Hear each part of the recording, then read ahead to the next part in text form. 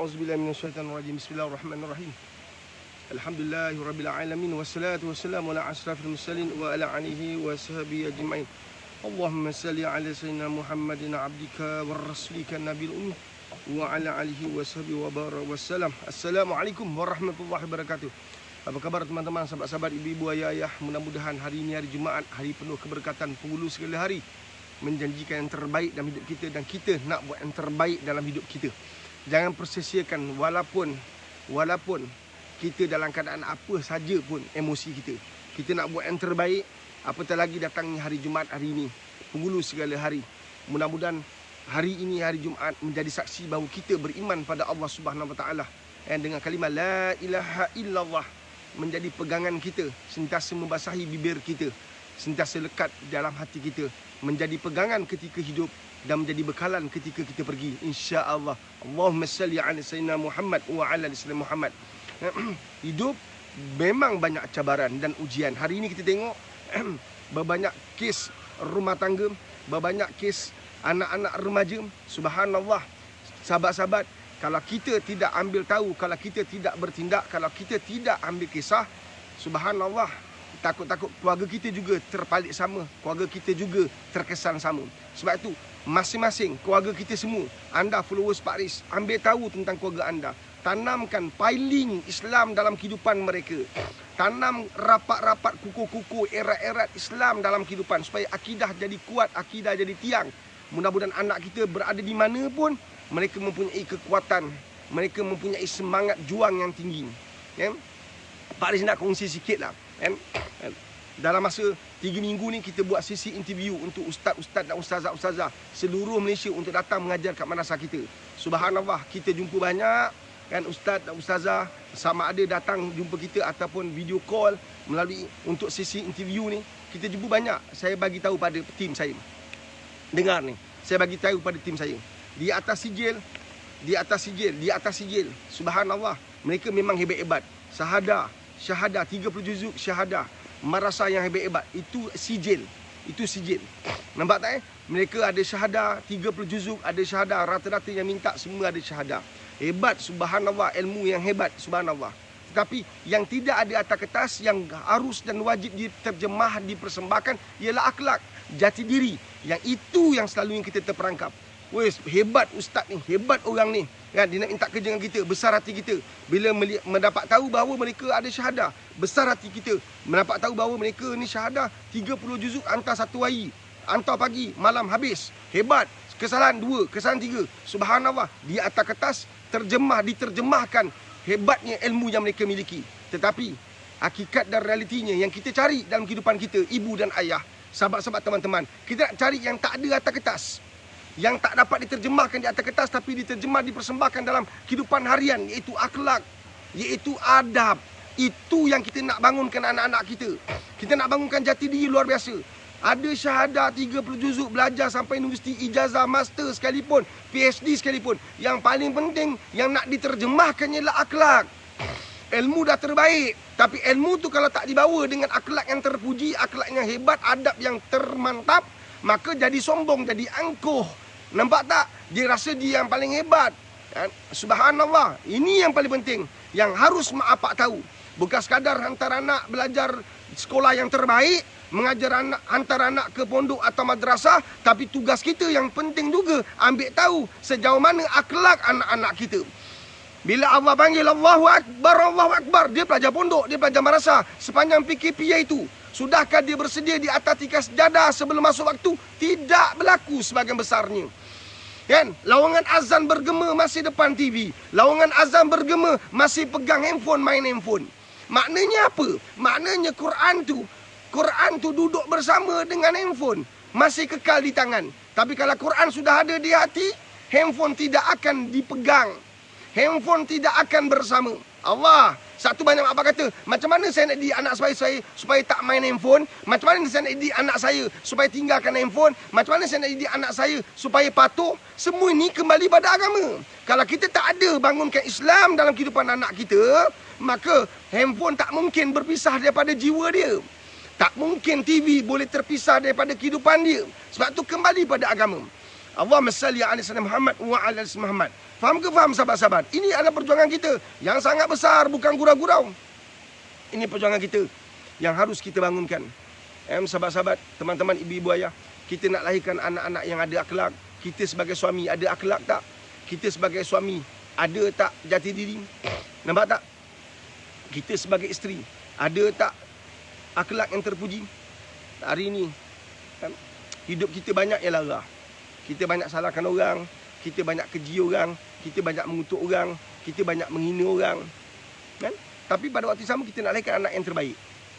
Kita nak anak-anak yang terbaik, tapi pada waktu sama kita tak bawa akhlak yang terbaik. Saya yakin anda yang sedang bersama dengan Pak Riz pada waktu ini, kan? Anda nak akhlak anak anda terpuji. Tapi sejauh mana anda telah bina akhlak yang terpuji pada diri anda sendiri? Tulis kat ruang komen tu supaya orang lain masuk nanti dia faham. Dia sekadar tengok je. Ramai orang masuk dia keluar. Tapi mudah-mudahan bila dia keluar tu dia bawa sesuatu yang bermanfaat.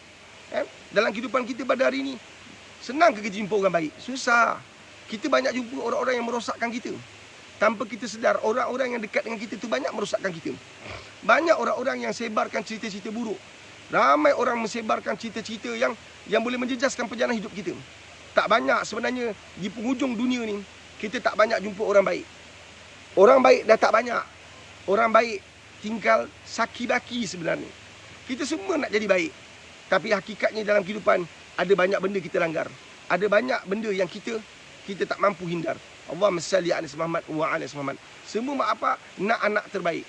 Tapi sejauh mana mak bapak sendiri buat yang terbaik dalam kehidupan dia. Nampak tak? Kita nak anak kita cinta Nabi, tapi kita sendiri pun dengan Nabi sangat jauh. Kita malu sebenarnya.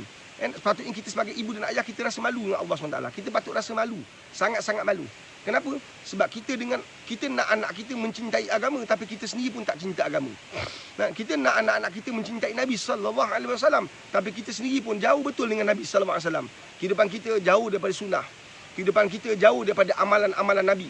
Walaupun benda-benda kecil, tapi tak buat. Allahumma salli ala Muhammad wa ala Muhammad. Kenapa? Sebab kita dengan Nabi sangat jauh. Tidak ada usaha untuk bangunkan kehidupan Nabi dalam kehidupan kita. Tiba-tiba kita mengharapkan ada orang bangunkan kehidupan Nabi dalam kehidupan anak-anak kita. Bila anak kita balik sepanjang PKP, sebab tu jadi janggal. Mereka dah biasa hidup kat madrasah. Kehidupan mereka teratur, tersusun dengan rapi. Tapi bila duduk kat rumah, kita tak ada ilmu. Kita sebagai ibu bapa, anak pegang handphone pun tak tahu cara macam mana nak manage. Nampak tak? Yang paling teruk, paling banyak kita salahkan madrasah, salahkan sekolah. Macam mana kau duduk madrasah masih pegang handphone? Subhanallah. Nampak tak? Inilah yang kita buat sebenarnya dalam kehidupan kita. Kita tak ada ilmu nak manage keluarga kita. Bila Allah uji dengan kesulitan, dengan masalah, kita dengan senang hati pindahkan masalah itu pada orang lain. Mudahnya hidup kita. Nampak tak? Bila Allah uji kita dengan akhlak anak-anak yang tercemar, yang tercalar, maka kita mula salahkan orang ni, orang ni, orang ni, orang ni. Hakikatnya untuk duduk sama dengan anak, untuk bicara tentang kehidupan masa depan, untuk membantu dia, untuk membimbing dia, jauh sekali tidak berlaku. Allahumma salli ala Muhammad wa ala Muhammad. Kan? Yang kerap berlaku ialah kita menyalahkan orang. Yang kerap berlaku kita nampak kekurangan anak kita, kita secara automatik nampak kekurangan orang. Jauh sekali untuk melihat kekurangan diri kita sebagai seorang pemimpin yang memimpin anak-anak itu. Ini yang paling sedih dalam kehidupan kita pada hari ini. Kita banyak salahkan orang, tapi tidak menyalahkan diri kita sendiri. Kita nampak kekurangan orang, tapi kita jarang nampak kekurangan diri kita. Allahumma salli ala Muhammad wa ala Muhammad. Sebab itulah dalam hidup kita, kan, kita kena ada usaha untuk sentiasa memandang diri kita dan mengenal pasti kekurangan diri kita, agar kita faham bahawa kita ni banyak sangat kekurangan, kan? Baru kita tahu kita ni dengan kelemahan kita ni, baru kita ada usaha untuk cari sesuatu yang boleh membaiki kelemahan diri kita. Kadang-kadang kita rasa tak selesa ada orang betulkan kelemahan kita. Bertuahlah sepatutnya bagi orang yang beriman, bagi orang bertakwa, mereka sangat bersyukur kerana ada orang menegur diri mereka. Tapi bagi orang yang bahasanya bahasa manusia, kan, mereka akan rasa marah, mereka rasa tercalar, mereka rasa tercabar kerana mereka ditegur. Nah, ini biasa berlaku dalam kehidupan kita, kan? Faham kan? Berapa ramai orang rasa bersyukur kerana ada orang tegur dia. Kan? Berapa ramai orang rasa bersyukur kerana ada orang tegur dia. Subhanallah. Nampak tak? Kita seboleh-bolehnya nak menunjukkan kita lebih arif daripada orang. Saya ingat satu kisah, ada seorang ustaz ni, dia baca satu hadis. Tapi dibaca hadis itu salah. Dibaca hadis itu tak lengkap, tak sempurna. Maka datang seseorang yang mempunyai ilmu juga, tapi tak nampak yang dia itu lebih warak, tak nampaklah popular, tak nampak dia hebat, orang biasa, tapi dia ada ilmu. Dia tegur ustaz tu dengan cara baik. Tapi ustaz tu pun menepis-nepis Kan menolak. Hakikatnya ustaz tu tahu bahawa dia ada kesilapan pada waktu itu. Tapi untuk nak tunjuk bahawa dia tak buat silap, nak menunjukkan dia ustaz, maka dia tak boleh buat silap. Ini kesilapan kita. Sepatutnya kita bersyukur ada orang tegur kita. Sepatutnya kita rasa bangga sebab ada orang tegur kita. Bagusnya orang tegur kita kat dunia. Kalau kita ditegur di akhirat, dah tak boleh baiki dah. Kan? Pernah satu ketika ada seorang imam dibaca salah. Baca ni salah, bacaan dia salah. Al-Fatihah dia tu baca salah. Kan? Kemudian ni, bila dia habis, kita jumpalah di waktu di mana tak ada seorang pun. Kita berdua dengan dia. Kita pun minta maaf panjang-panjang. Minta maaf ustaz, saya minta maaf sangat. Ustaz, kalau saya silap, saya minta maaf dulu ustaz. Ustaz tadi daripada pendengaran saya lah ustaz, saya minta maaf. Ada bacaan tadi, bila ustaz baca macam ni ustaz, terbawa masuk. Maksudnya lain ustaz, saya minta maaf ustaz kalau saya silap ni. Kena maki, kena amun. Awak ni siapa? Nak tegur-tegur orang. Awak belajar kat mana? Kan? Awak belajar kat mana? Saya dah jadi imam kat kampung ni, nak dekat 20 tahun dah. Awak belajar kat mana? Nak tegur-tegur orang. Nampak tak? Hanya kerana duduk kat kampung, jadi imam 20 tahun, 30 tahun, maka kita anggap kita yang paling terbaik. Kita anggap kita paling hebat. Kita anggap kita paling sempurna. Kan? Saya ingat guru saya kata apa? Apabila kita dah mantap bacaan Al-Fatihah kita, yang kita terjemah dan persembahkan ketika kita solat tadi tu, tanyalah pada orang-orang alim tentang bacaan Al-Fatihah kita. Tentu ada tempat yang dia akan betulkan. Nak menggambarkan dalam hidup, kita setiap masa nak kena belajar. Walaupun kita yakin bahawa bacaan kita bagus. Jangan kita sombong dengan bacaan kita. Jangan kita sombong dengan ilmu yang kita ada. Jangan kita bangga diri dengan kehebatan yang kita ada. Maka kita mula fitnah orang. Ada orang yang saya kenal, ada satu ni saya kenal. Kan? Hebat orang ni. Hebatnya orang ni. Kan? Tapi tugas dia, salah satu benda yang dia buat merosakkan kita adalah dia suka cerita kat orang tentang kekurangan kita. Dia suka cerita kat orang tentang kekurangan madrasah. Dan ini adalah satu benda tak betul. Sepatutnya bila kamu nampak kekurangan, kamu datang jumpa kita. Kamu bagi tahu kita apa kekurangan. Saya pakai kereta. Saya naik kereta. Saya dalam kereta tu. Anda kat luar, anda nampak kereta saya pancit. Tayar saya pancit. Tapi bila saya bawa, saya tak perasan kereta saya pancit. Saya bawa macam biasa je. Tapi kat luar sana tu, anda nampak kereta saya pancit. Anda cerita kat orang, tayar pancit. Anda cerita kat orang, tayar dah pancit. Apa punya pemandu tak tahu. Bodoh betul. Takkan tak rasa kat tayar pancit. Takkan tak tahu. Takkan tak perasan. Bodoh lah. Cakap kat orang, orang ni pun cakap dekat sana, cakap sini. Tapi saya dalam kereta tu masih kekal, tak tahu. Saya tak tahu tayar pancit. Nampak tak? Faham tak? Macam itulah kehidupan kita. Bila kita tak sedar ada kekurangan, ada orang tahu tapi tak nak tegur, kan? Maka kita hidup dalam keadaan serba-serbi. Sepanjang hidup kita kurang, ruginya. Dan orang yang tahu kita kurang, tak tegur, dia akan berhadapan dengan Allah. Dia akan dipertanggungjawabkan di hadapan Allah SWT. Ada orang kata, Pak Riz, nak tegur macam mana? Kan tegur kena marah. Dalam dakwah Nabi kata apa? Sampaikan dariku walaupun sepotong ayat. Nabi kata, sampaikan dariku walaupun sepotong ayat. Nabi tak kata, sampaikan dariku dapat walaupun sepotong ayat, tapi kalau takut kena marah, tak payah sampai. Tak ada. Dan kita banyak bermain dengan persepsi. Kita banyak bermain dengan tanggapan. Nanti dia marah, nanti kena marah macam mana? Kita dah setkan negatif kat depan. Hanya kerana ada 3-4 kes kita kena tegur, kita kena marah. Hanya kerana ada 3-4 kes kita kena tegur, kena marah, maka kita andalkan semua tempat kena marah. Ini adalah tidak benar sebenarnya. Ini adalah tak betul sebenarnya dalam kita punya kehidupan. Kan? Bila kita letakkan persepsi dalam kehidupan kita, maka kita akan layari kehidupan kita dengan penuh kegagalan. Percayalah. Kan? Jadi, jangan letakkan persepsi dalam kehidupan kita. Kan? Jangan sama sekali letakkan persepsi dalam kehidupan kita. Hanya kerana kita jumpa orang, contohlah contoh, kan, kita pernah bantu orang. Ada orang ni kita bantu dia. Daripada tak ada apa-apa, kita bantu, tolong dia, bangunkan dia. Tiba-tiba satu hari, dia fitnah kita. Ni orang ni kita tolong dia. Ni orang ni kita pernah bantu dia, pernah susah. Kan? Tapi tiba satu masa dia fitnah kita, dia kutuk kita. Maka itu tidak menjadikan sepatutnya menyebabkan kita berhenti untuk bantu orang. Aku tak nak bantu orang lagi lah. Asalkan aku bantu dia fitnah aku. Asalkan aku bantunya, dia kutuk aku. Aku bantu dia, dia boleh hina aku ni. Dia lupa ke aku pernah bantu dia. Jangan. Sebab bila Allah hantar orang macam tu, yang tak faham bahasa, yang tak pernah kenang budi, yang tak tahu nilai jasa orang, Allah hantar macam tu. Sebenarnya Allah nak tahu. Kamu tahu tak siapa kamu di sisi Allah? Inilah masa terbaik bila orang yang kamu bantu tapi tak kenang jasa, kutuk, hina, cerita buruk tentang anda. Sebenarnya Allah sedang melihat bagaimana anda menepis, bagaimana anda nak menapis, bagaimana anda nak berinteraksi dengan masalah tu. Nampak tak? Bagi orang yang beriman, akidahnya mantap, dia takwa pada Allah, kan? Kata bicara orang tidak akan menyebabkan dia menangis. Kata bicara tomahan dan cacian orang tidak melemahkan dia. langsung dia tidak akan pandang apa yang dia pernah buat. Bagi dia, apa yang dia buat itu adalah tugasan dia sebagai seorang hamba, tugasan dia sebagai seorang umat Muhammad sallallahu alaihi wasallam. Orang tu nak balas dengan cara apa, itu urusan dia. Urusan aku dengan Allah, aku kekalkan diri aku dalam keadaan istiqamah dalam melakukan perkara baik. Ihdinas siratal mustaqim, kekal melakukan perkara baik. Apa pun orang cakap, itu urusan dia. Urusan aku tak nak buat apa yang dia buat. Sebab jelas dan yakini adalah benda salah. Itu perjuangan kita. Itulah perjuangan yang patut kita ada. Baru nampak Islam tu jadi kuat. Kita jadi lemah. Bukan Islam tu lemah. Kita sebagai penganut Islam tu lemah. Sebab kita banyak bersengketa. Kita banyak wujudkan konflik. Kita banyak tuduh-menuduh. Kita banyak caci-mencaci. Kita banyak maki-memaki. Kita umpat satu sama lain. Kita kutuk satu sama lain. Kita rasa gembira melihat orang jatuh. Ini ada perkara yang Nabi tak pernah bawa. Tapi kita yang bawa.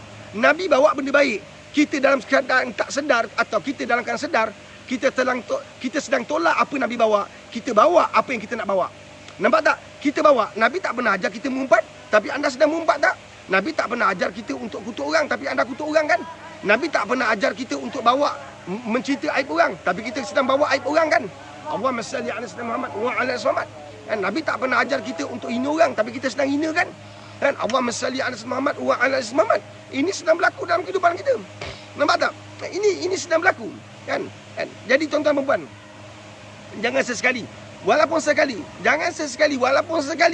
kita langgar apa yang Nabi ajar. Kita ibarat menentang Nabi sebenarnya. Nabi tak ajar kita untuk hina orang, tapi kita hina.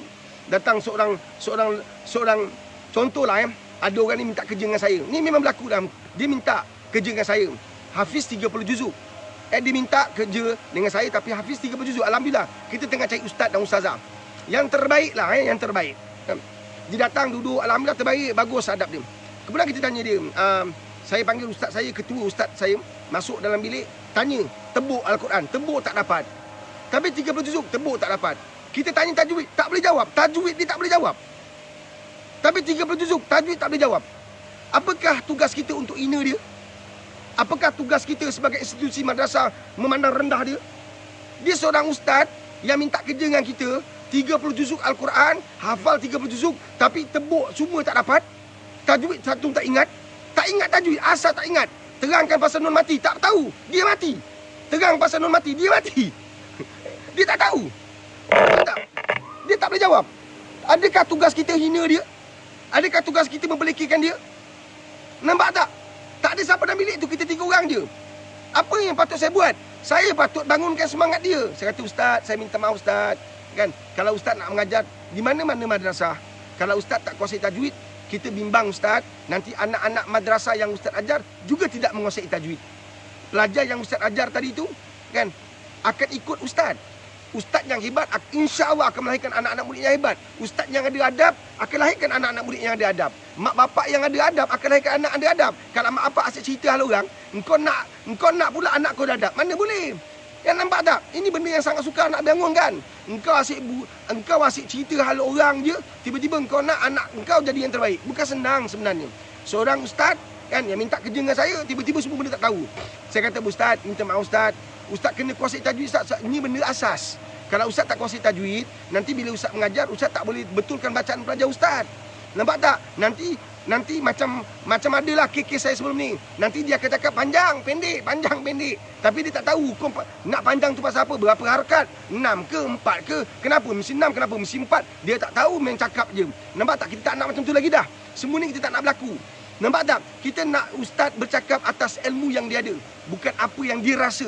Ini tajwid bukan benda-benda yang kita boleh rasa. Dan bagi kita pula yang tahu orang tu tak kuasai tajwid, jangan kita hina dia. Jangan kita pergi cerita sana ke sini. Ya Allah, nampak tak? Kita hina orang sepuas-puasnya, semau-maunya, seakan-akan kita yang terbaik. Kita pun petiklah mana-mana ayat Quran, mana hadis untuk memenangkan kita. Subhanallah, anda langsung tak ada usaha untuk selamatkan, anda bunuh orang, lemaskan orang. Ini adalah perkara yang kita biasa buat. Kan? Datang seorang ada seorang ni, ini semalam masa lepas, kan? Saya tengok dia kat tepi jalan, dia anak beranak, saya susah hati tengok dia. Kenapa ni? Saya jumpa dia, kan? Saya kata, ni tengah buat apa ni? Dia kata, saya tak ada tempat tinggal, kan? Saya kena keluar daripada rumah yang saya sewa, kena halau sebab tak mampu bayar sewa. Ya ke? Ya Allah, kesiannya. Datang kat madrasah saya, tinggal kat madrasah saya, kan? Masa tu madrasah saya tak ramai orang, baru 4-5 orang pelajar lagi. Cerita lama lah. datang puan tahu buat apa Puan apa puan boleh buat? Kalau saya ambil puan bekerja, puan tahu buat apa? Suami tahu buat apa? Dia kata tak tahulah saya ni. Okey, macam ni puan. Puan masak kat madrasah saya. Madrasah saya ada 5-6 orang. Pekerja saya semua siapkan makan untuk dia orang. Suami jadi tukang kebun saya boleh? Boleh. Dan bekerjalah dengan saya. Bekerja kan. Tiba satu masa tak lama kan, baru saya tahu perangai sebenar ni. Nampak tak? Saya tahu perangai sebenar. Ya Allah, patutlah agaknya dah mati kita katalah. Kan? Patutlah tuan rumah hajar alau dia. Ini bukan isu tak boleh bayar ni. Ini isu akhlak ni. Nampak tak? Jadi apa saya buat? Adakah saya kena ungkit apa yang saya tolong dia? Saya kena buat apa? Saya kena siapkan dia untuk masa depan dia. Saya kata, puan, bang, saya nak nasihat sikit boleh? Kalau terima nasihat saya, alhamdulillah. Kalau tak nak, saya kena nasihat sebab saya majikan. Apa yang awak buat ni salah. Tak betul. Kan dalam kehidupan, kalau saya tak kenal awak tau. Awak suami isteri saya tak kenal. Tapi saya nak tolong. Dalam kehidupan kita sebenar-benarnya, adik-beradik pun belum tentu boleh tolong kita. Saudara mara pun belum tentu tolong kita. Kenalan kita, sahabat kita pun belum tentu boleh tolong kita. Tapi ada orang yang tak pernah jumpa kita, percaya pada kita, letak kita di tempat permis dia. Kan? Saya tak minta anda balas. Saya tak minta anda kenang jasa saya. Tapi saya minta kenang anak-anak anda yang masih kecil. Kerja betul-betul. Jangan tipu. Jangan buat macam ni. Ini salah. Mana anda pergi pun anda tak akan kekal lama. Orang benci kita nanti. Orang tak suka kita nanti. Nampak tak? Jadi tugas kita dalam kehidupan, kita bangunkan orang, bukan bunuh orang. Nabi datang untuk bangunkan orang, bukan bunuh orang. Tak ada mana-mana kisah riwayat Nabi SAW. Malah para rasul dan Nabi yang membunuh orang. Semua mereka didatangkan, dihantar, dipersembahkan dalam kehidupan kita. Untuk apa? Untuk bangunkan jiwa kita. Untuk bangkitkan semangat kita. Nampak tak? Tapi kita pula seakan-akan menentang Nabi. Kita bunuh orang. Engkau tahu tu, tak kenang budi, tak kenang jasa. Aku tolong macam-macam. Nampak tak? Kisah benar lah. Ada satu kes. Ni kes lama dulu lah. Ada satu ustaz ni kerja dengan saya. Ustaz ni banyak masalah dia. Banyak masalah. Kan? Kemudian dia berhenti dengan saya. Biasalah kalau ada masalah berhentilah. Nak macam mana? Dia berhenti. Dia berhenti. Kemudian dia pergi madrasah lain. Dia bekerja. Nak bekerja. Dia minta kerja. Oleh kerana saya ni kenal madrasah lain. Bila mereka dengar nama Pak Riz, mereka dengar madrasah saya, mereka datang jumpa saya. Dia kata, Pak Riz, Ana nak tanya sikit ni. Anta punya ustaz ada mohon kerja dengan Ana punya madrasah. Ustaz sekian. Macam mana dia? Apa kata saya? Saya nak kata apa? Oi, tak boleh, jangan. Gila kau ambil kerja dia. Dia macam ni. Tak boleh, saya tak boleh kata macam tu. Saya tak boleh hina orang. Saya kata, Ustaz buat amalan solat sunat 2 rakaat. Buat solat sunat rakaat sebab jawapan tu tak ada pada saya. Jawapan tu ada pada Allah SWT. Tak indah, tak cantik, tak molek, tak manis saya nak cerita siapa orang ni. Nampak tak?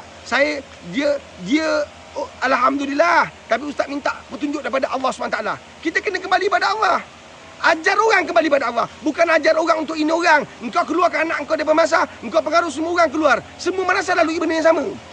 Dan bila ada mak bapak yang jiwanya kacau, jiwanya rosak, dia cuba rosakkan orang lain. Anak engkau kena berhenti sebab anak engkau isap rokok. Anak engkau kena buang sebab anak engkau buli orang. Anak engkau kena keluar sebab dia raba orang. Engkau tak cerita semua tu. Engkau cerita madrasah zalim, madrasah jahat sebab buang anak aku. Anak aku bagus kena buang. Kau tak cerita benda anak kau gaba orang, anak kau gendap orang, anak kau buli orang, kau tak cakap. Bila anak kau kena buang, kau cerita. Engkau dapatkan ibu bapanya nombor telefon, kontak satu-satu, rosakkan keyakinan kepercayaan orang ke atas kehidupan madrasah. Ini berlaku dalam kehidupan banyak madrasah. Bila saya muzakarah, bila kita duduk sama-sama dengan ustaz-ustaz madrasah, ini yang berlaku. Nampak tak? Allahumma salli ala sayyidina Muhammad wa ala ali sayyidina Muhammad. Allahu akbar. Nampak tak? Sebab itu ibu ayah, kita nak jadi yang terbaik. Kita nak sampaikan yang terbaik. Kita tak nak bunuh orang. Jangan taburkan pasir dalam piuk nasi orang. Jangan. Bukan anda yang bagi rezeki, Allah. Jangan ada terfikir bahawa anda boleh bunuh kehidupan orang. Jangan ada terlintas dalam hati bahawa anda menentukan jatuh bangun seseorang manusia. Jangan. Tak. Rezeki Allah yang bagi. Rezeki Allah yang bagi. Bila Allah dah bagi yang terbaik, rebut, ambil, grip, pegang. Subhanallah. Jangan lepaskan. Dulu anak aku teruk, anak aku pakai skirt, anak aku keluar pergi kelab malam, pergi pub.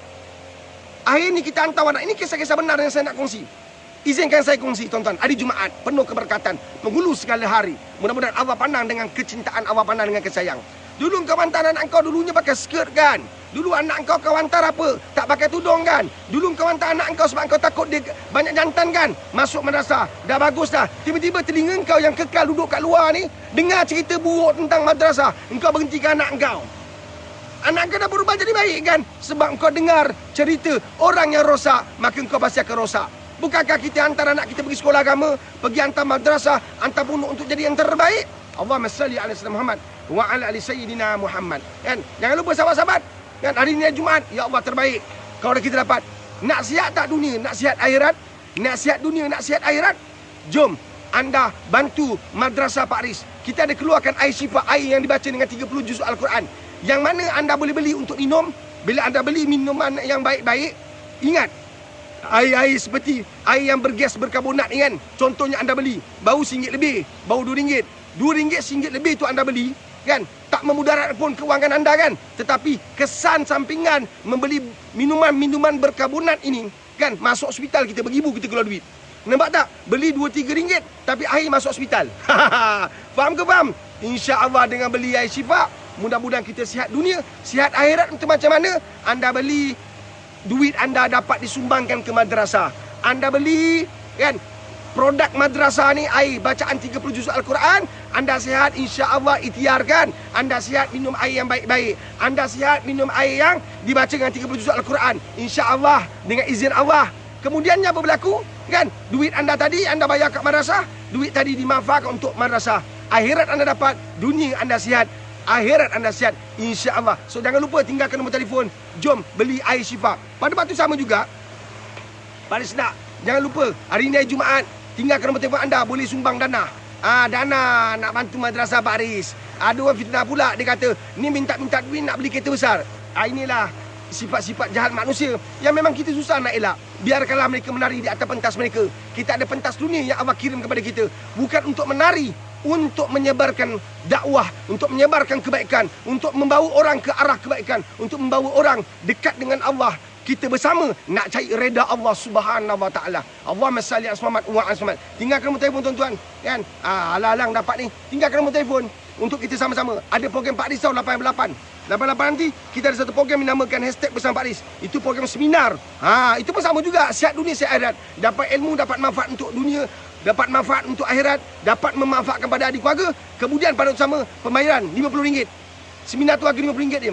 Dapat duit tu dapat dimanfaat untuk madrasah. Pak Riz, saya bukan tak nak pergi, saya tak ada duit, saya ibu tunggal, saya susah. Tak apa, tak ada duit, tak apa. Yang penting anda hadir setiap pagi ni. Kita kongsi sama-sama. Allahumma salli ala Muhammad wa ala Muhammad.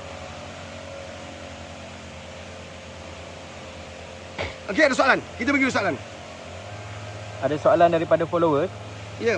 Assalamualaikum Pak Riz. Waalaikumsalam warahmatullahi wabarakatuh. Saya ada 4 orang anak. Alhamdulillah semuanya belajar tahfiz. Anak pertama belajar tahfiz, nak berhenti.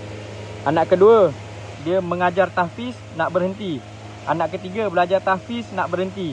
Anak keempat sedang syahadah, pernah nak berhenti. Anak yang nombor 2 dah mula ada kenalan perempuan. Saya sedih, kecewa dengan setiap keputusan yang mereka buat. Adakah saya terlalu mengongkong? Saya nak minta nasihat, saya takut saya silap buat keputusan. Tidak ada silap mengantar anak ke madrasah. Silap kita yang pertama, kita hantar ke madrasah, kita tak siapkan diri kita untuk akhirat kita. Banyak, bukan puan. Ada orang hantar anak ke madrasah tapi kat rumah dia mengumpat. Dia hantar anak dia ke madrasah tapi kat rumah dia tak hidupkan agama. Dia hantar anak dia ke madrasah, anak dia jadi hafiz, anak dia jadi hufaz. Tapi dekat rumah dia tak kenal Quran, dia tak pernah baca Quran, dia tak pernah jatuh cinta pada Al-Quran. Tapi dia telah lahirkan anak yang baca Al-Quran. Ini yang menyebabkan ujian itu besar pada kita. Ujian untuk orang, 2. Anda kena faham. Ujian. Siapa tu? Ujian untuk orang yang hidupkan agama tu besar, puan.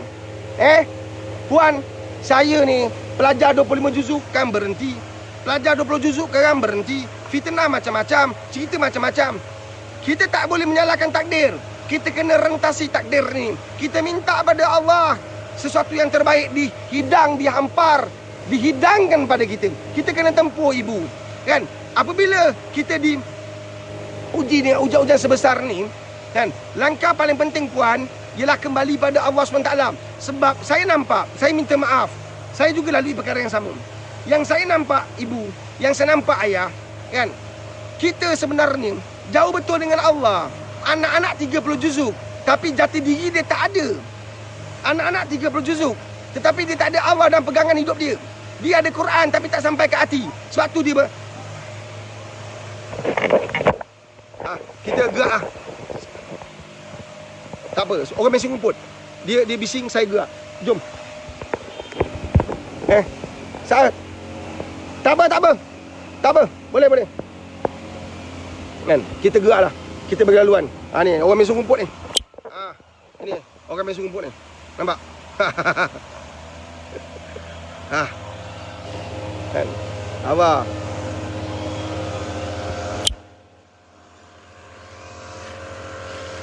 Kita gerak, kita jauhkan sikit. Kan? Allahumma salli ala Muhammad wa ala Muhammad. Kan? Itu tugas dia. Biarkan dia buat kerja dia. Kita buat kerja kita. Kan? InsyaAllah. Kan? Ni isu menarik ni, ibu. Saya simpati pada anda. Kan? Anak anda dah jadi ustaz dah. Saya nampak ni jati diri. Ini soal jati diri. Ini bukan soal lagi hafiz tak hafiz. Ini soal jati diri. Isu kita paling besar ialah, satu, saya kat madrasah, kan? Yang mana kekalangan saya, alhamdulillah lah, saya bagi tahu pada pelajar saya, kan, dia bukan sekadar menjadi hafiz 30 juzuk. Kita nak tanam jiwa fighter. Bila nak tanam jiwa fighter tu yang susah. Nak tanam jiwa fighter. Tahu tak jiwa fighter? Kan? Nak jauh jiwa fighter. Ini dia punya mando kan? Mando. Tengok mando dia. Pak, mando dia sendiri pegang penyapu. Nampak tak? Ini betul lah pekerja. Pegang penyapu. Baca, bagus terbaik. Ini mando. Mando pun pegang penyapu. Maknanya jati diri dia hebat. Nampak tak? Boleh faham tak? Jati diri. Walaupun dia ada jawatan besar ke, dia nak pantau orang, tapi dia sendiri pegang penyapu. Nampak tak? Ni yang tak ada dalam usaha kita melahirkan pelajar-pelajar hafiz. Apa dia? Jati diri. Jati diri. Pelajar tak pandai, pelajar lemah, pelajar kita give up, kita putus asa. Nampak tak? Ini yang kita tak nak. Ini yang kita tak nak. Dekat situ, meja situ. Ni. Ini yang kita tak nak. Nampak tak? Sebab kita mudah putus asa. Kenapa kita mudah putus asa? Semasa perjalanan kita nak jadi hafiz, kita tak tanamkan jiwa fighter.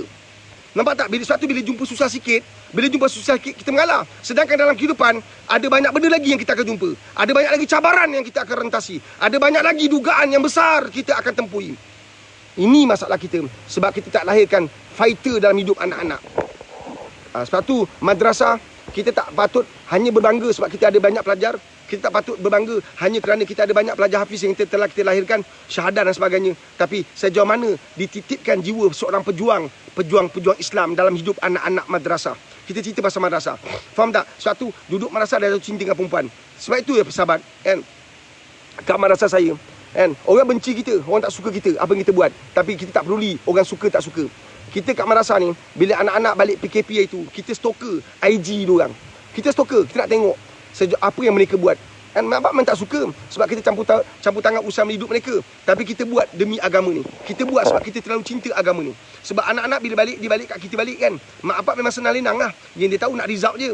Tapi yang bekerja macam nak gila ni siang malam kita. Dia ni sedang pasang telinga je. Kalau tak puas hati berhentikan anak. Tak suka berhentikan anak. Nampak tak? Perjalanan kita berempat-pulas bangunkan anak, diorang tak kami tahu. Jangan silap sikit, banyak benda yang akan diungkit. Jangan silap sikit, banyak benda yang akan diungkit. Jangan silap sikit, banyak benda yang diungkit. Tu di kat komen tu menarik perkataan. Jangan silap sikit, banyak benda diungkit. Kan? Allahumma salli ala Muhammad. Dah datang ke tempat ni. Ini surau kita, kan? Allahumma salli ala Muhammad wa ala Muhammad. Allahu akbar. Nampak tak? So ibu, kan? Antara isu kita ialah bukan apa tahu, kan? Jiwa fighter tu kita tak bangunkan. Nak elak matahari mana kan tak nampak. Okey, ni cantik sikit, kan? Kita tak bangunkan jiwa fighter dalam hidup anak-anak kita. Kita kadang-kadang sombong, bangga diri. Kadang-kadang bila seorang demi seorang anak-anak kita masuk madrasah, kita sombong. Kita anggap kita mempunyai keputusan yang lebih baik pada orang lain. Ini semua adalah benda-benda yang sebenarnya kadang-kadang kita mengidap balik apabila Allah puji kita. Jadi ibu, apa nak buat ibu? Kalau anda boleh bawa anak-anak anda jumpa Pak Aris, alhamdulillah lah, boleh bawa mereka, kita bermuzakarah, kita bincang. Nampak tak? Kadang-kadang suatu ustaz-ustaz saya bila masuk madrasah, kan, ustaz-ustaz saya tak bagi muka. Dia ustaz, hebat mana pun dia kena pegang penyapu. Dia hebat macam mana pun dia kena makan satu alam dengan pelajar. Satu bila dia nak minta. Kadang-kadang dia letak gaji besar. Saya kata gaji tak ada masalah, saya boleh bagi. Tapi engkau boleh bagi tak apa aku nak. Tu sangkut tu. Nampak tak? Kadang-kadang masuk madrasah tapi ibu bapa cabut tangan. Masuk madrasah sebagai seorang ustaz, mak bapak masuk cabut tangan. Betul tak? Jadi ustaz pun mak bapak tentukan. Boleh macam ni. Macam mana? Berani bagi kebenaran untuk anak untuk berkarya sebagai seorang ustaz. Mak bapak asyik, ini bukan wayang kulit. Nak pegang-pegang kat belakang. Benarkah anak berkarya? Anak dah hafiz 30 juzuk. Nampak tak? So, kalau kat madrasah saya, kat madrasah ni, bila nak masuk madrasah saya bagi tahu. Ustaz nak kerja dengan saya kan? Boleh tak ustaz nak menyapu ni? Kan? Ustaz kena budak-budak hemat, ustaz nak hemat sama boleh tak? Ada orang sangkut kat situ. Saya ni nak payahlah kan. Kita dah jadi ustaz nak hemat. Nampak tak? Sangkut dah tu. Ustaz kena makan dengan pelajar ni banyak ni, ada banyak ustaz-ustaz yang mohon kerja dengan saya, dengan madrasah saya. Dia kata, kita ustaz takkan makan dengan pelajar. Tak kena tu. Nampak tak? Tak kena Tak kena. Baru beberapa bulan yang lepas kau adalah pelajar. Hari ni kau jadi ustaz, kau tukar terus diary hidup kau. Cubalah seorang ulama besar ajak kita makan dengan dia. Apa rasa? Besar hati kita betul. Dapat makan dengan ulama. Ulama tu besar tau. Kedudukan dia, makam dia tinggi. Dia nak makan dengan kita, besar hati kita betul. Besar hati pelajar kita dapat makan dengan guru-guru dia. Besar hati dia. Sebab bila kita makan dengan anak-anak murid kita, kita didik dia. Kita didik dia adab yang betul. Sebab kalau kita makan dengarkan kawan, subuh ustaz satu dalam bercakap. Dia tak peduli budak-budak makan macam mana. Sampai dia tak perasan budak makan pakai kaki. Dia tak perasan budak pakai kaki makan. Itu kalau kat masa kita makan pakai kaki makan tu. Nampak tak? Dia tak perasan. Nampak tak? Tapi kalau dia makan dengan pelajar, kalau kita ada 7 ustaz, 7 talam dengan ustaz. 7 talam, ustaz makan sama. Kemudian mata di kiri kanan tengok. Kan? Subhanallah. Bab makan kita berjaya. Satu di madrasah saya, kita benda ni kita tanam. Kan? Kita tanam benda-benda semua. Kan? Siapa bagi makan? Allah. Kita tanam benda ni. Kita bagi tahu pelajar, bukan bapak engkau bagi makan, bukan aku yang bagi engkau makan. Allah yang bagi makan. Allah yang bagi kita rezeki. Faham ke faham? Memang kasar tapi kita cakap pelajar. Bapak engkau kaya. Bapak engkau datang madrasah, dia taburkan duit. Memang bapak engkau kaya, tapi bukan bapak engkau yang bagi engkau 30 juzuk. Allah yang takdirkan. Kalau bapak engkau punya kaya tu, belum tentu dia boleh jadikan kau hafiz. Sebab tak ada duit boleh beli hafiz 30 juzuk. Apatah lagi nak jadikan anak yang ada akhlak dan ada adab serta jati diri yang luar biasa. Sebab tu ibu, antara teknik yang saya nak berkesan pada ibu ialah ibu ni sebenarnya anda amalkan 40 hari solat hajat 10 rakaat tanpa henti. 40 hari. Minta apa ibu nak minta. 10 rakaat. Tahu tak ibu 10 rakaat berapa kali sujud tu? Setiap kali sujud, setiap rakaat ibu sujud 2 kali kan? 2. Maknanya satu solat 4 kali sujud. Satu solat 4 kali sujud. Bermakna 10 rakaat maknanya 40 kali sujud. 40 kali sujud tu ibu. Nampak tak? Apa tu? 4 kali 20. 20 kali sujud.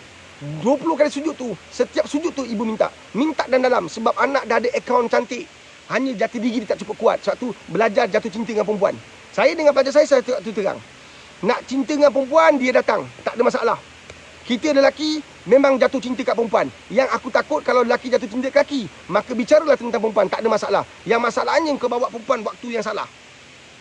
Boleh tak solat zuhur? Boleh. Solat zuhur boleh tak? Boleh. Tapi yang salahnya solat zuhur waktu asar. Nampak tak? Boleh tak solat maghrib?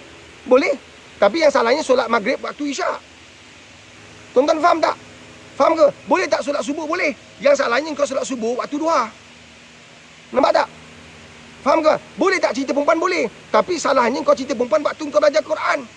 Nampak tak? Bagi satu persatu. Saya didik pelajar saya macam tu. Kalau kau ada 30 juzuk, akhlak terbaik yang aku dah bangun pada kau, ikut, follow, insya-Allah perempuan beratur panjang dengan queue. Nak goda kau. Beratur panjang sampai kau tak terpilih. Lepas tu saya pesan pelajar saya, bila perempuan dah beratur panjang kau tak terpilih, kau panggil aku pilih kan? Pilih kau untuk kau, bukan untuk aku. Faham ke faham? Ini jati diri sahabat. Sebab tu banyak, bukan puan saja hadapi masalah. Ada banyak ibu apa yang masalah. Yang paling masalah kalau mak tu anak tengah baca dia berhentikan. Itu banyak masalah. Anak tengah syok-syok mengaji dia berhentikan dengan kepercayaan, keyakinan bahawa ada tempat lebih bagus. Suka tingkau lah kan? Anak tak buat salah, anak tak buat dosa, tak ada kes apa-apa, saja-saja berhenti. Engkau ingat Quran ni apa? Sejarah, geografi. Engkau saja buat. Bila Allah tarik nikmat besok, Allah murka, anak tu besok pergi tempat lain, dia tak jadi, menangis kau. Macam tu lah orang jumpa saya. Faris, saya minta maaf Faris. Ya, saya boleh maafkan, tak ada masalah. Tapi Allah bila murka, bukan senang tau. Anak tu pergi madrasah lain, dah kenal perempuan. Dulu dah cantik-cantik dah baca. Walaupun dia tak pandai, memang makan tahun dah. Kau cerita apa? Kalau anak tu memang tak pandai, memang makan tahun dah. Mana ada Quran hari ni baca besok dapat 30 juzuk. Jangan samakan anak kita dengan anak orang lain. Berapa ramai orang SPM gagal? Tak nampak ke tu? Nampak tak? Kita tak nak orang gagal baca Quran. Baca Quran ni tak pernah gagal. SPM kalau gagal tak boleh masuk universiti. Tapi bagi orang yang baca Quran tak dapat 30 juzuk, insya-Allah dia tetap ada akaun cantik dengan Allah SWT. Saya sempat belajar 10 juzuk Pak Riz, dah masuk 25 tahun saya berhenti dah Pak Riz. Dah 25 tahun kan saya pun nak fikir kerja. Tak apa. Tapi sepanjang kau kat madrasah 8 tahun, 7 tahun tu, engkau buat apa? Cek maksiat ke? Cek perempuan ke? Tengok video lucah ke?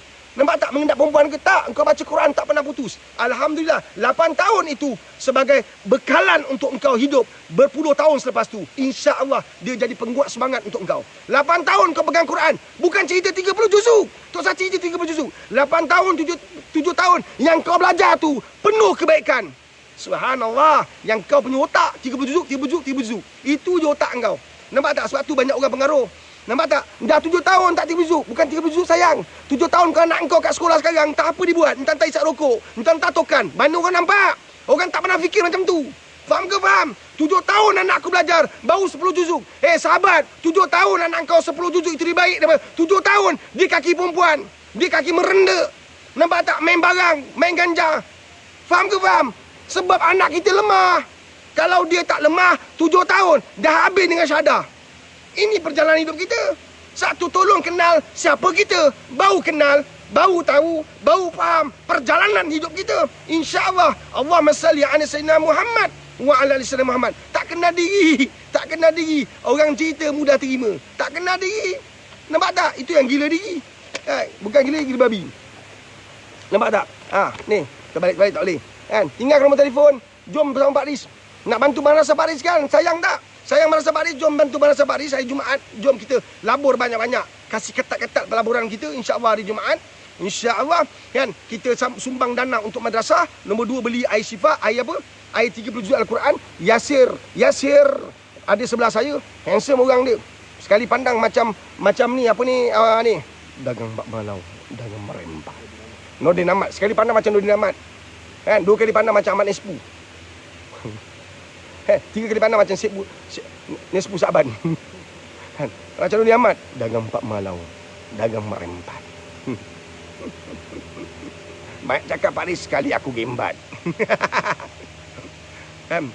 Yasir, kan? Macam mana Pak Riz bangunkan budak-budak yang terlibat dengan dadah? Simple je. Bangunkan dalaman dia. Ni yang kita tengah buat. Kan? Dadah boleh tinggal, tak ada masalah, betul saya? Tak ada masalah dadah. Tapi nak jati diri betul. Nak kuat tu. Orang kawan datang, alamak, barang dah sampai. Kawan dah sampai, aduh, barang dah sampai. Dia datang. Itu yang susah. Itu dipanggil jati diri. Nampak tak? Setakat pulih insya-Allah nak jati diri tu. Faham ke faham? Satu, orang kalau dah minat bola pukul 3 pagi pun dia bangun. Nampak tak? Cuba kau pujuk dia bangun qiyamul lail, mampus tak bangun. Tapi sebab dia minat bola. Sebab itu kita nak tanam minat agama. Nampak tak? Bila kita tanam anak kita daripada tadika, umur 3-4 tahun minat agama, mereka sanggup buat apa saja untuk Islam. Ini yang kita tak buat. Nampak tak? Tadi puan, mudah-mudahan anda tadi soalan tu PM ke kat sini? Yang tanya pasal anak marasau. WhatsApp. Betul tak dia ada kat sini? Puan nanti datang, bawa anak-anak, kita musyawarah, kita borak. Kan? Insya-Allah kita bercakap tentang daripada sudut pandang yang orang lain tak faham, orang awam tak faham. Kita cakap dari sudut pandang madrasah. Anak jantan pesan guru saya apa? Selangkah ke depan, pantang undur ke belakang. Nampak tak? Kita fight. We all are fighter. We must fight to the end. Itu saya ajar pada baca saya. Tak perlu bagi ilmu batin. Quran dah batin dah. Quran dah power dah. Tak payah bagi ilmu batin. Tumbuh pam. Allah Akbar. Terperanting orang. Tak payah baca Quran. InsyaAllah orang terperanting. InsyaAllah. Allah Akbar. Kan? Jadi nak sejukkan diri minum air syifa. Air 30 juzuk Al-Quran. Air yang dibaca dengan 30 juzuk Al-Quran. InsyaAllah kita rawat Yasir dengan bacaan-bacaan 30 juzuk Al-Quran. Kalau datang sini dia lain sikit dah. Kalau anda nak kami bantu anak-anak anda yang terlibat dengan dadah, terlibat dengan masalah sosial, datang duduk sini sebulan insya-Allah. Yasir pun dah boleh senyum. Nanti penghujung-penghujung kita tunjuk wajah Yasir kan, yang kita kata wajah-wajah nampak macam pelakon-pelakon dulu kan, zaman-zaman Pir Ramli kan. Ini wajah-wajah pelakon-pelakon dulu. Kau mau ke mana Munah? Kau mau ke mana Munah? Sudah berapa hari aku tunggu kau tak datang-datang. Kau bikin aku bimbang. Orang dulu macam mana bahasa tu boleh bertukar jadi bahasa kita sekarang? Kan? Tak tahu kan dulu. Kau mau ke mana? Aku bimbang. Kau banyak sembang. Allahumma salli ala Muhammad wa ala ali sayyidina Muhammad. Kan?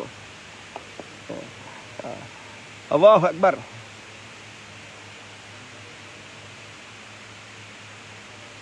Nampak Rasulullah SAW. Saya nak kongsi satu cerita singkat Rasulullah SAW. Mudah-mudahan Allah pandang kita dengan kemuliaan, sebab kita memandang agama ini dengan kemuliaan. Boleh faham? Nampak Rasulullah SAW. Ni cakap ni sebab ni, cakap ni sedih. Rasulullah SAW bersabda, lihatlah ini nikmat Allah. Dengar Yasir, dengar ni ayat ni. Kan? Dengar apa Nabi kata. Nabi tinggalkan kita semua kata-kata penuh keindahan. Tapi kita tinggalkan anak kita dengan kata-kata penuh nista, cacian. Kau nak jadi apa? Ha? Bodoh, tak pandai-pandai. Pakailah otak. Semua pelajar terperanjat tu. Memang saya biasa menjerit tu. Memang biasa kalau dia dengar suara saya, satu madrasah akan berhenti. Pakai otak lah. Nak jadi apa? Tapi Nabi tinggalkan kata-kata penuh keindahan. Tengok Nabi kata apa. Rasulullah SAW bersabda, lihatlah ini nikmat Allah SWT. Roti, daging, buah tamar yang muda dan yang masak. Selepas mengucap kata-kata ini, air mata mengalir dari mata Rasulullah SAW. Nampak tak? Dia cakap, ini nikmat Allah. Kita nampak nikmat Allah apa? Kan? Ada harta, ada kekayaan. Tak nampak makan yang kita makan tak itu nikmat. Nikmat Allah. Sebab ada orang satu butir nasi pun tak dapat. Allahumma salli ala Muhammad wa ala Muhammad. Ya Allah, mengalir dari mata Nabi bercakap tentang nikmat Allah. Kita setiap hari kita bercakap, kan? Setiap hari kita bercakap. Subhanallah, kita menjud apa saja. Ini yang kita takut, kita bimbang. Baginda sallallahu bersabda, kemudian Nabi sambung. Nabi bersabda, demi zat yang jiwaku dalam genggamannya, inilah nikmat yang akan dihisap pada hari kiamat kelak. Kan? Inilah nikmat yang akan dihisap. Maknanya apa yang kau makan, subhanallah, kau tak bersyukur pada Allah. Satu di masa kami amalkan, siapa bagi makan? Tak ada pula budak kecil kata, bapak saya Pak Riz. Tak ada. Bapak aku. Tak ada. Allah. Jawapan sama seluruh madrasah di tahfiz Al-Quran Rabiatul Adawiyah. Siapa bagi pandai? Allah. Siapa bagi Yasir sihat? Siapa bagi Yasir pulih? Jangan cakap Pak Riz. Pak Riz hanya orang yang membantu. Allah yang bagi sihat. Siapa yang bagi Yasir senyum pagi ni? Allah. Itu jawapan orang beriman. Kalau jawapan orang tengah marah, Allah. Kacau orang tidur lah. Allah. Pagi dah kejut. Ada Allah juga. Alhamdulillah. Masih ada makam tinggi tu. Yasir, subuh. Allah. Pagi-pagi dah kejut. Aduh, sekejap lagi lah. Allah ada kan? Alhamdulillah. Kan? Para sahabat terasa sedih bahawa mereka memperoleh makanan itu dalam keadaan daif dan serba kekurangan pun masih akan dihisap pada hari akhirat kelak. Dalam keadaan susah dapat makanan pun akan dihisap. Sedangkan yang senang tu banyak lupa. Yang sahabat ni menangis sebab makanan datang dalam hidup mereka bukan senang. Bukan duduk-duduk dapat. Nampak tak? Kalau Yasir lapar boleh cakap kita. Lapar hari ni. Betul Yasir ni? Semalam kita puasa tapi Yasir lapar. Semalam kita kat madrasah semua puasa, Senin Khamis kan, tapi Yasir kata dia lapar. Kan? Rasulullah SAW bersabda, hendaklah bersyukur kepada Allah SWT, mulakan makan minum dengan baca bismillah, dan selepas makan minum bacalah alhamdulillah. Nampak tak? Subhanallah, paling ringkas alhamdulillah lah. Nampak tak? Allahumma salli ala Muhammad wa ala Muhammad. Makna cerita ni nak cakap pada ibu yang tanya soalan tadi apa?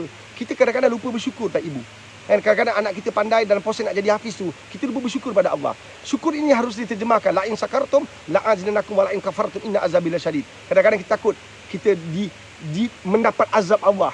Dan kadang-kadang kita kufur daripada apa yang Allah bagi, kita kufur, kita leka. Allahumma salli ala Muhammad wa ala Muhammad. Kita risau sahabat, kita risau.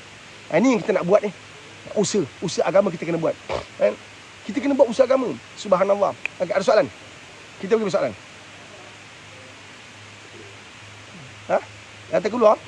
Allahumma salli Muhammad, ya Allah, Allahumma salli ala sayyidina Muhammad wa ala ali sayyidina Muhammad.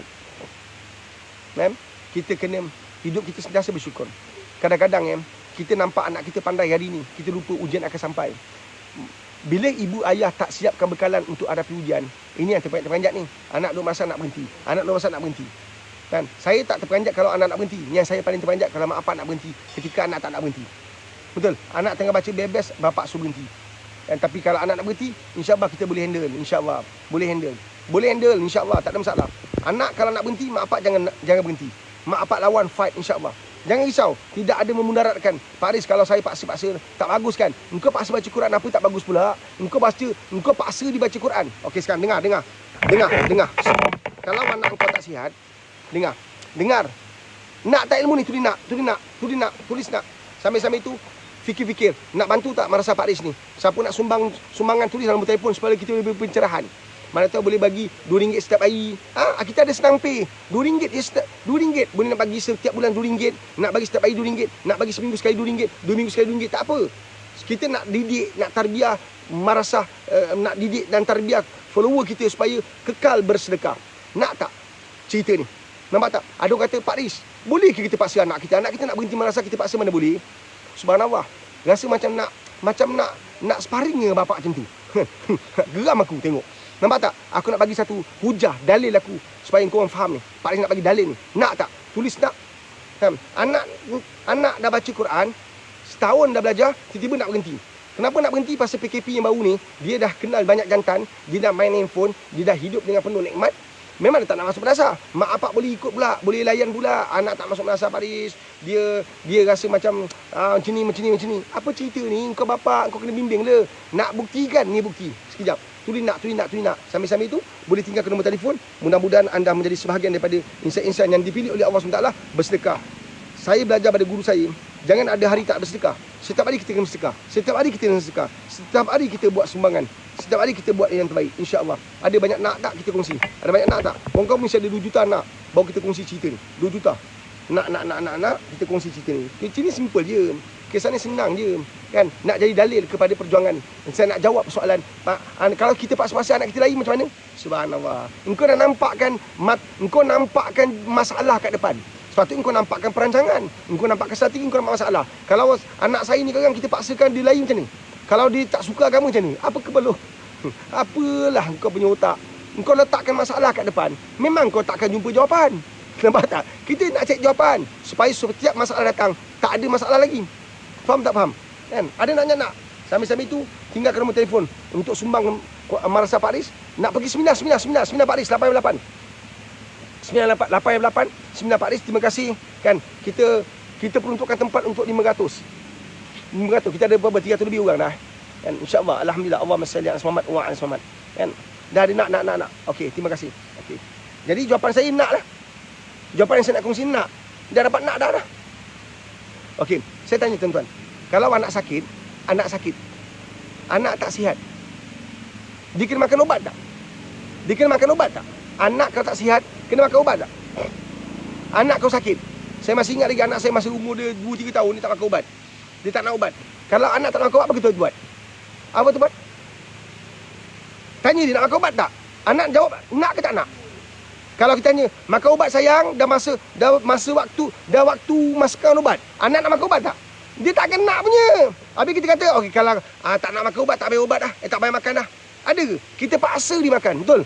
Saya ingat lagi, saya pegang kaki tangan anak saya, pegang grip, masukkan kat dalam mulut macam ni. Telan. Minum kain. Janji nak sihat. Kita paksa anak kita makan ubat. Kenapa kita boleh paksa? Kenapa kita tak lihat agama ni untuk belajar Al-Quran tak boleh? Paksa tu dalam bentuk hikmah. Paksa dan minta bijaksana. Bukan paksa kita terajang dia. Bukan belasah dia. Tahu tak berapa ramai pelajar saya yang pernah lari daripada madrasah, hari ni habis 30 juzuk. Hari ni dah berjaya dengan hafazan mereka. Sebab kita paksa mereka dalam bentuk paksa dalam bentuk yang kita faham, tidak memudaratkan orang. Anda paksa anak anda makan ubat, memudaratkan ke? Tercedera ke mulut dia? Terseksa ke dia? Nampak tak? Sakit lain pula datang ke? Tak. Kalau anda boleh paksa anak anda untuk makan ubat, maka anda kena faham, solat dan Quran adalah ubat untuk akhirat kita. Solat dan Al-Quran, hidupkan sunnah adalah ubat untuk akhirat. Kita tak nak tunggu sampai dah umur 18 tak solat, habis terlepas kita nak bimbing dia. Bimbing sekarang biar tegas. Nabi tegas, Nabi keras dalam bab agama. Nampak Nabi tegas dan keras dalam bab agama. Tak boleh bermain. Tapi Nabi kaya dengan perancangan dan strategi yang penuh hikmah. Nabi kaya dengan penuh perancangan yang selalu membeli hati orang. Allahumma salli ala Muhammad wa ala Muhammad. Dalam saat kita tegas, kita beli hati orang balik. Dalam saat kita tegas, kita beli hati orang balik. Orang rasa seronok, orang rasa bahagia. So tuan-tuan puan, jangan lupa ini ayat syifa, ayat yang dibaca dengan 30 juzuk Al-Quran. Ini ayat yang dibaca dengan 30 juzuk Al-Quran. Mudah-mudahan ayat ini sampai kat rumah anda semua. InsyaAllah. Tinggalkan nombor telefon, nak ayat syifa tulis situ. Nak ayat syifa. InsyaAllah. Sama ada air itu anda beli untuk minum atau anda beli untuk kita hantar ke rumah orang tua-tua, rumah orang miskin, rumah anak yatim, rumah fakir miskin ataupun ke madrasah-madrasah. Kita lebih suka hantar ke rumah anak yatim, fakir miskin dan sebagainya. Ada soalan? Kita bagi soalan. Soalan daripada follower. Assalamualaikum Pak Riz. Waalaikumsalam warahmatullahi wabarakatuh. Saya perlukan pendapat. Saya ada masalah berkenaan dengan ibu saya yang dah tua tapi mulutnya masih maki-maki anak-anak dan adik-beradik. Tak boleh salah sedikit pun. Dan apa-apa semua dia yang betul, orang lain salah. Macam mana saya nak hadapi ibu saya yang sebegini? Kelakuannya sejak muda hinggalah ketua. Sehingga ayah saya terpaksa duduk berasingan. Ini masa muda-muda dulu mulut tak hantar bengkel buat alkohol. Kalau mulut tu dah alkohol lebih awal, memang jadilah. Kan dah tua ni bukan senang. Satu suami yang pimpin isteri pun give up.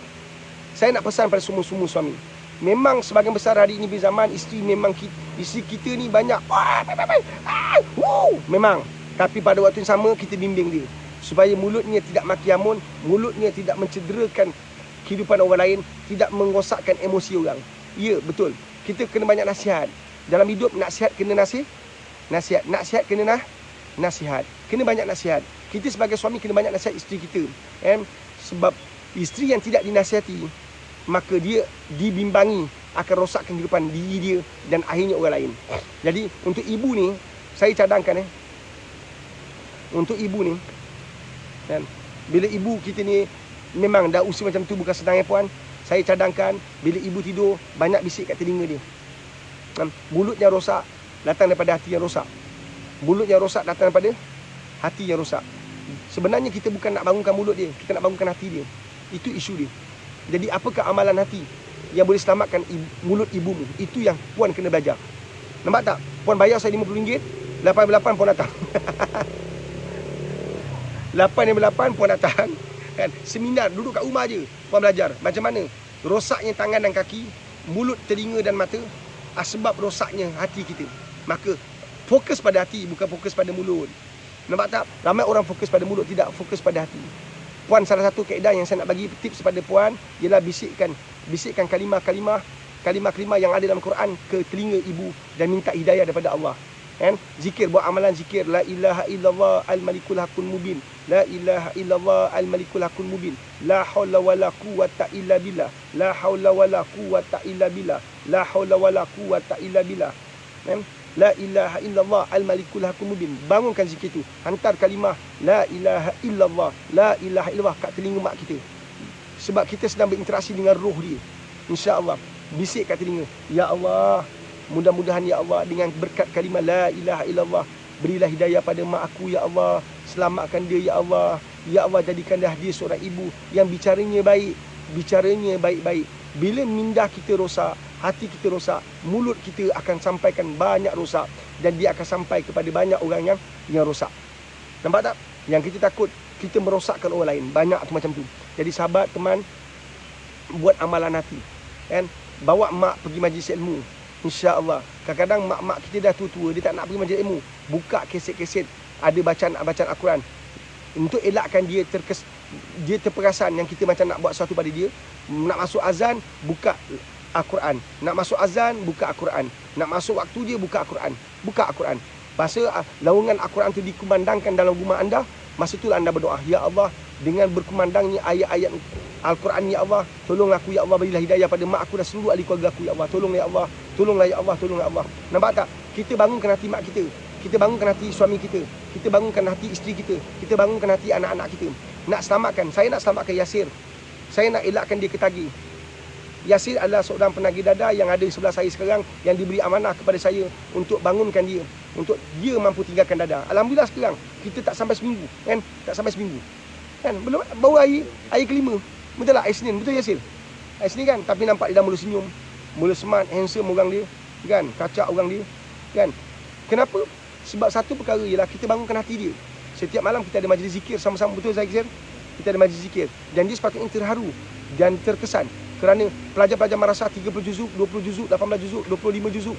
So bangun sujud pada Allah, bercerita di lantai bumi, terdengar di laut, di atas langit oleh penduduk langit, nama Yasir. Siapa Yasir ni? Sampai anak-anak madrasah sebut nama dia dan bersambut dengan penduduk langit. Subhanallah. Kan? Satu hidup kita jangan sombong. Ingat, di atas langit ada langit. Di atas langit ada langit. Sebab tu kita jangan sombong. Nampak tak? Jangan anggap kita bagus. Kan? Tolong orang sebanyak mungkin. Saya percaya semalam saya bergurau dengan pelajar madrasah saya. Saya kata apa? InsyaAllah Yasir akan masuk dalam tim kita untuk bantu lebih ramai orang pula. Kan? Untuk masuk dalam madrasah, untuk bantu anak-anak madrasah. Nampak tak? Ini lebih mulia. Manusia yang pernah duduk di tempat gelap, dia akan faham erti cahaya. Manusia yang tak pernah faham tentang gelap, dia tak akan faham apa itu cahaya. Kan? Nak faham benda tu, dia punya wang hantaran dia ialah RM50. Kan? 88. Jangan lupa dana sumbang pada Madrasah Pak Riz, bukan sumbang pada masa, bukan sumbang pada Pak Riz, sumbang pada Madrasah Pak Riz. InsyaAllah mudah-mudahan ada keberkatan dalam petang itu. Dah 1 jam. Ada soalan? Bagi soalan. Soalan daripada Maizatul Akmal. Ya, Maizatul. Pak Riz, macam mana nak kembalikan keagamaan pada keluarga? Saya ada buat solat tahajud tapi tak selalu. Jiwa saya tenang bila buat. Macam mana Pak Riz untuk suami? Saya nak kuat Pak Riz. Alhamdulillah, Maizatul. Bila anda dapat sesuatu daripada Allah SWT, jangan hilang tau. Bila anda buat solat tahajud, anda dapat ketenangan. Jadi saya cadang kepada anda, dan kerapkan solat tahajud dalam hidup anda. Menjadi sebab hidayah Allah sampai dalam keluarga anda. Anda adalah pintu masuk hidayah Allah dalam keluarga anda. Boleh faham tu? Jadi anda kerapkan buat solat tahajud, anda gandakan solat tahajud anda daripada 2 rakaat menjadi 4, dan akhirnya kita boleh buat 13 rakaat, iaitu 3 kali 3 rakaat untuk witir. InsyaAllah. Itu amalan Nabi SAW. Kita buat amalan tu. Sebelum tidur, Puan Mazaitun, sebelum tidur anda buat solat witir 3 rakaat. Maka masa kita bangun tahajud tu tak payah buat lagi lah. Sebab kita dah buat waktu malam. Tutup malam kita dengan witir, tutup malam kita dengan Al-Quran. Al-Quran masuk, tahajud masuk, insya-Allah. Hidayah Allah sampai, insya-Allah. Percayalah. Kan? Tapi kita jangan putus asa. Kita kena usaha berterusan. Nampak tak? Obat sekali makan tak sihat. Kena makan banyak kali. Yang bagi sihat tu Allah. Ikhtiar kita tu, kita kena buat sungguh-sungguh. Puan Mazatul dan seterusnya Puan Mazatul, kita sebagai isteri, kita hemat pada suami kita yang terbaik. Sebab bila kita tunjukkan akhlak yang terbaik, suami kita tahu kita adalah terbaik. Saya nak kongsi cerita parlimen. Semalam saya bawa cerita parlimen kan. Macam mana kebudak-budakan menteri-menteri kita bergaduh maki amun. Banyak perkataan-perkataan yang kat sekolah kita tak benarkan digunakan kat parlimen. Takkan teruk tu. Kat sekolah tak boleh bawa, kat madrasah lagilah. Kat rumah tak boleh pakai, tapi kat parlimen mereka pakai. Tapi bila menteri agama kita bercakap, sunyi sepi parlimen. Mereka senyap. Seorang pun tak celah, seorang pun tak ganggu. Bagaimana akhlak Islam dipersembahkan, menyebabkan orang respect tinggi. Ini yang kita nak buat, Puan Mazatul dan semua keluarga madrasah dan semua keluarga follower Pak Riz. Nampak tak? Kita nak Islam tu diterjemahkan. Pak Riz orang suka kutuk saya. Pak Riz orang selalu hina saya. Orang selalu caci saya. Persembahkan akhlak Islam. Biar orang maki, biar orang caci, biar orang hina. Kita maafkan orang, kita doa mudah-mudahan mereka dapat hidayah. InsyaAllah hati kita jadi kuat. Kata-kata orang tu tak akan memusnahkan kita. Tak memusnahkan kita. Allah mesalli as-samamat wa al-samamat. Nampak tak? Kan? Bila saya tengok isteri saya kena kan, luka sana luka sini. Isteri saya ni bila dia kena dia kena santar sihir ni, nampaklah bila bangun tidur tu nampak kesal luka tu, nampak kan. Jadi saya kata pada isteri saya, ini bahagian kita. Mungkin ada benda yang kita silap, orang benci kita, orang tak suka kita, orang zahirkan dengan macam ni. Kita banyak bersabar, kemudian kita maafkan orang, mudah-mudahan Allah bagi hidayah pada dia. Isteri saya tanya, sakit tau, saya sakit. Takkan kita nak maafkan orang? Saya kata maafkan orang. Sakit kita di fizikal, sakit kita di akhirat jauh lebih dahsyat. Maafkan orang, mudah-mudahan Allah bagi hidayah pada kita sendiri. InsyaAllah syurga milik kita. Yakin je. Orang sakitkan kita, mereka lebih sakit sebenarnya. Ingat tu Yasir. Orang yang sakitkan kita, dia lebih sakit. Jiwa dia sakit. Maka dia cuba cari bombo dan juga pawang untuk sihir dan santar kau orang. Biarkan. Jiwa dia sakit. Kita sakit secara fizikal, tapi jiwa kita tak akan sakit. Dia sakitkan fizikal kita, tapi dia tak mungkin sakitkan jiwa kita. Faham tak tu? Dia mungkin sakitkan fizikal kita, sakit, berdarah, luka, kan? Dia sakitkan fizikal kita, dia tak mungkin sakitkan jiwa kita. Semangat mesti kuat, insya-Allah kita akan menang dalam pertempuran ini. InsyaAllah. Allahumma salli as-Muhammad wa as-Muhammad. Kesian tim saya. Dia pegang dia. dia tunjuk nombor telefon tak ada, nombor telefon tak ada kan. Tuan-tuan jangan lupa tinggalkan nombor telefon kan untuk bersama dengan Pak Riz dalam program seminar hashtag bersama Pak Riz, program kekeluargaan, nak jiwa kental, nak jiwa tegas, nak jiwa kasar, ganas kan, bangkit daripada kekusutan, bangkit daripada kesulitan, bangkit daripada kepayahan. Banyak selawat tau, banyak selawat. Allahumma salli ala sayyidina Muhammad wa ala sayyidina Muhammad. Banyak selawat insya-Allah, banyak selawat. Hati kita akan tenang. Puan Mazaitun, banyak selawat tau, hati kita akan jauh lebih tenang insya-Allah. Dan anda dapat ilmu tambahan nanti bila hadir program ni 8/8 insya-Allah. Dan dana jangan lupa air syifa kan boleh sampai kat rumah anda insya-Allah, atau air ni boleh juga kita hantar ke mana? Ke rumah-rumah anak yatim fakir miskin, orang susah insya-Allah. Jaga diri baik. Pak Riz nak undur diri, salam Jumaat. Jangan lupa untuk solat Jumaat on time. Time on time insya-Allah. Insya-Allah. Jadi baik. Pak Riz sayang anda semua. Jangan lupa untuk share video ini, untuk kita kongsikan video ini. Kalau ada benda yang baik, kita dapat kebaikan tu. Perkongsian yang baik akan menghasilkan yang baik. Percayalah. Nanti kita mati, nanti kita tengok panjat. Rupa-rupanya masa kita ikut live Pak Riz ni, pahalanya banyak. Mudah-mudahan macam tu lah. Mudah-mudahan aku yang sampai kamu dapat pahala, dapat rahmat dan ridha Allah, dapat keuntungan dunia dan akhirat insya-Allah. Sama-sama. Rabbana atina fid dunya hasanah wa fil akhirati hasanah wa qina azabannar wa qina azabannar wa qina azabannar wa qina azabannar wa sallallahu ala sayyidina Muhammadin wa ala alihi wa sahbihi wa barak wa salam walhamdulillahi rabbil alamin. Tabarakallahu minkum. Inna minkum terbaik. Bye.